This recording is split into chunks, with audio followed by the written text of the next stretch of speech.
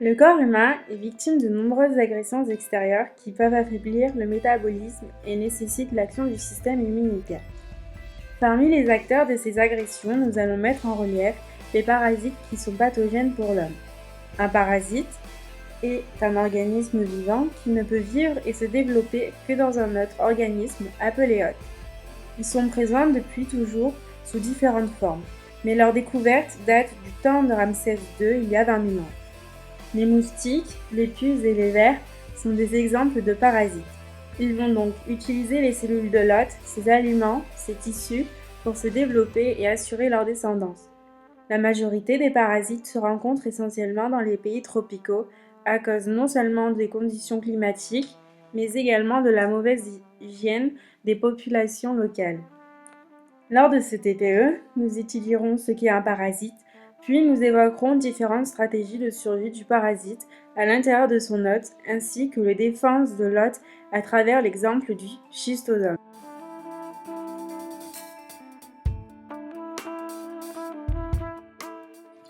Le schistosome est un ver suceur de sang mesurant une dizaine de centimètres et qui fait partie des parasites les plus dangereux pour l'homme et peut infecter une personne 30 à 40 ans. On appelle la bilharziose ou la schistosomiase la maladie due au schistosome. Elle est très courante en Afrique et en Asie, surtout dans les milieux les plus défavorisés.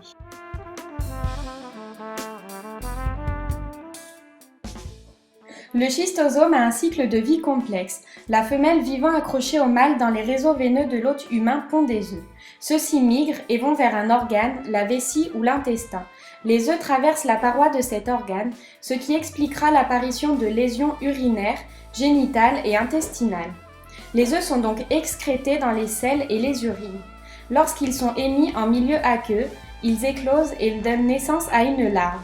Celle-ci va nager jusqu'à ce qu'elle trouve un mollusque capable de l'accueillir. En général, il s'agit d'un gastéropode, un escargot d'eau douce. Au sein de ce mollusque, la larve va se multiplier et gagner en maturation. Elle atteigne le stade de cercaire, celui de la larve juste avant l'état adulte. De nombreux individus sont rejetés dans l'eau par le mollusque. Ces cercaires nagent et sont attirés par la peau humaine. Celles-ci vont transpercer la peau en se fixant dessus par des ventouses du nouvel hôte, déclenchant une réaction locale, donc des démangeaisons et parfois de la fièvre. Après pénétration cutanée, le cercaire gagne les vaisseaux sanguins et séjourne successivement dans les capillaires des poumons, le cœur et l'artère hépatique. C'est dans le foie que finit la maturation jusqu'au stade adulte et la reproduction. Les vers adultes migrent à distance par couple. Les femelles, après l'accouplement, gagnent le lieu de ponte, soit dans les vaisseaux pelviens qui drainent la vessie et les organes génitaux, ou soit dans les vaisseaux drainant l'intestin et le foie. Les œufs se logent dans la paroi de l'intestin ou de la vessie et sont dispersés dans les selles ou les urines et nageront jusqu'à un nouveau mollusque. Un nouveau cycle recommence.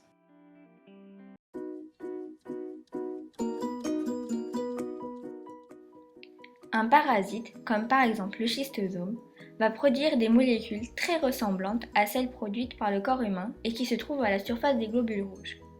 Ces molécules vont se fixer sur son tégument. Ainsi, le système immunitaire ne reconnaîtra pas un corps étranger.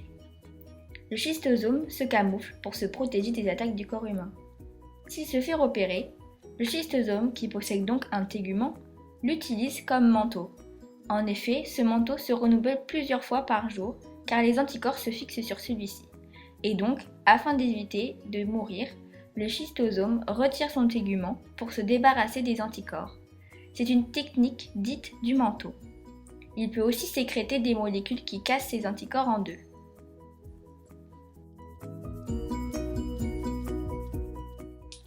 Lorsqu'une personne est en présence d'un schistosome, les médecins prescrivent souvent le praziquantel. Son mode d'action n'est pas tout à fait élucidé.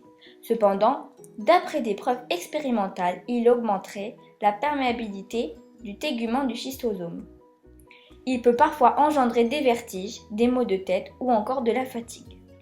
Mais afin d'éviter d'attraper ce ver, l'hôte doit éviter les rencontres, affiner les moyens de défense vis-à-vis des parasites, reconnaître l'individu parasité, assurer une stratégie permettant une pression de sélection ou atténuer les effets délétères du parasite. En conclusion, Le parasite est un être qui vit aux dépens de son hôte. Chaque parasite a son cycle de développement.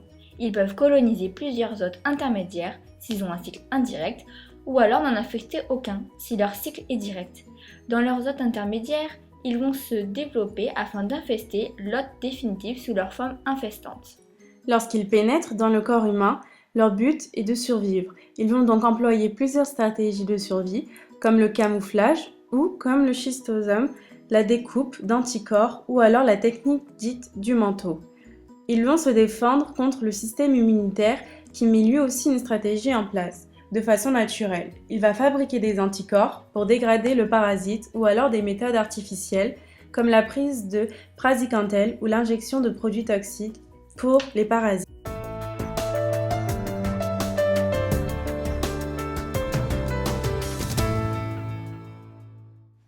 Bonjour les vermines! Aujourd'hui, on se retrouve pour l'interview de la semaine et c'est avec professeur Dardet, qui est spécialisée en parasitologie au CHU de Limoges. Madame Dardet va nous parler en particulier du schistosome, qui est un parasite, plus précisément un ver suceur de sang. Il fait partie des parasites les plus dangereux pour l'homme. Et oui, ça fait peur.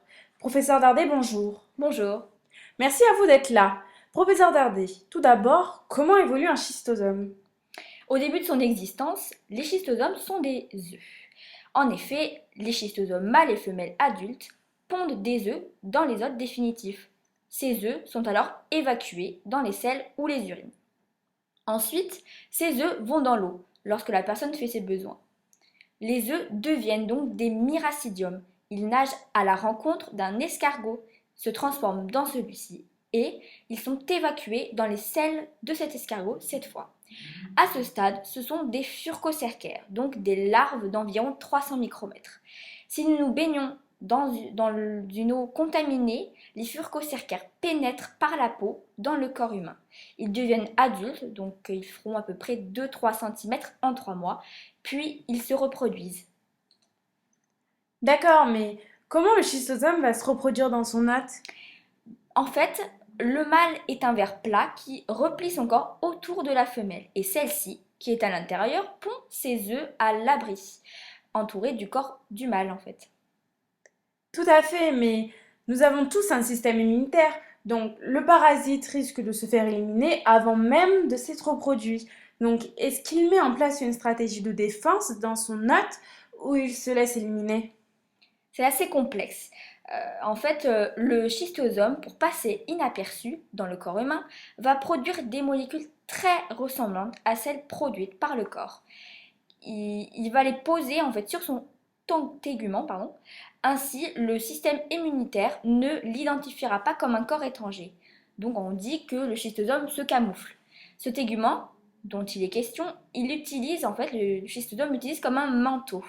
C'est-à-dire qu'il le renouvelle plusieurs fois par jour, car les anticorps se fixent sur celui-ci, sur ce manteau, et donc pour éviter de mourir, il retire son tégument afin de se débarrasser des anticorps. C'est une technique dite du manteau. Quand les anticorps ensuite sont fixés sur lui, il peut sécréter des molécules qui cassent ces anticorps en deux. Dans ce cas, on parle de la technique de la découpe. Donc en résumé, il y a 3 méthodes. Le schistosome utilise 3 méthodes: le camouflage, le renouvellement et la découpe. Et j'imagine que face à toutes ces techniques, l'hôte va aussi se défendre. Enfin, quelles sont les siennes face au schistosome? L'hôte va fabriquer des anticorps qui dégradent le ver. Si cela ne suffit pas, nous pouvons lui injecter des produits toxiques qui en fait détruiront le schistosome. Grâce à l'immunoglobine E associée à des cellules polynucléaires éosinophiles, les produits toxiques se collent aux parasites lorsqu'ils se rencontrent. Certains parasites meurent, ce sont souvent les plus jeunes, les autres restent et se camouflent ou découpent des anticorps, ou alors ils utilisent la technique du manteau. Et nous savons qu'il existe un médicament nommé le praziquantel. Mais pour bénéficier de ce médicament, il faut tout de même savoir qu'on est contaminé par ce parasite. Donc, comment détecte-t-on la présence d'un schistosome? Il faut savoir que la bilharziose, donc une maladie du schistosome, n'est pas très compliquée à détecter car il suffit tout d'abord d'une analyse des selles et des urines de la personne infestés. Et si on détecte la présence d'eux, cela signifie que le schistosome est présent dans le corps. De plus, il est possible de le détecter par sérologie, c'est-à-dire par l'analyse du sang de la personne contaminée. Et s'il y a des anticorps, cela veut dire que le schistosome est présent. Merci d'avoir répondu à nos questions et je vous souhaite une très bonne continuation. Merci à vous de m'avoir reçu.